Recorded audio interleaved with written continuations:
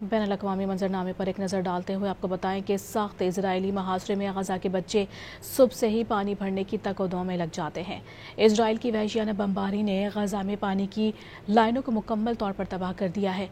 मुक़द्दस सरजमीन पर 96% फ़लस्तीनियों को पानी की शदीद किल्लत का सामना है। रिपोर्ट देखिए। नया दिन नया चैलेंज।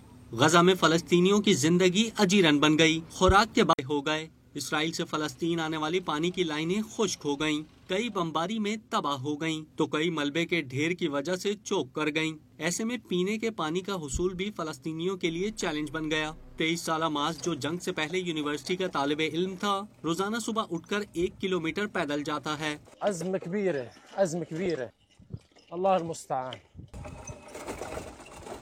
लाइन में लगकर 2-3 घंटे बाद बामुश्किल ही एक दिन का पानी मयसर आता है। यौमियन बनطلع अक़ल इशी मशवरेन ला 3 मशावीर عشان نعبي هذول الجلانات ميه.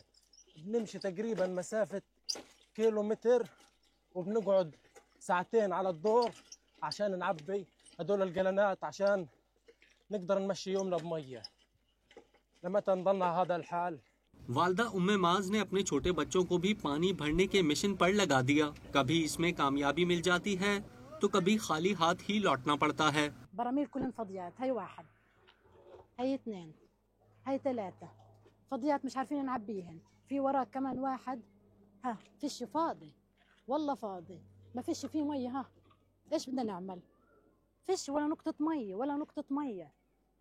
وين بدنا نروح؟ كيف بدنا نعبيهن هدول كيف بدنا نعبيهن؟ احنا يا دوب نوفر نتفة المي الحلوة عشان ايش نشرب منها احنا وصغارنا. طب هدول مين بده يعبي لنا اياهن؟ जिन घोड़ों के जरिए पानी एक जगह से दूसरी जगह मुंतकिल किया जा रहा है, वो घोड़े खुद भूख प्यास के बायस कमजोर पड़ चुके हैं। Global water and sanitation official के मुताबिक गजा में 96% अवाम को पानी की शदीद किल्लत का सामना है। ये मसला फौरी हल न किया गया तो प्यास के सबब हजारों जानें जाया होने का खदशा है।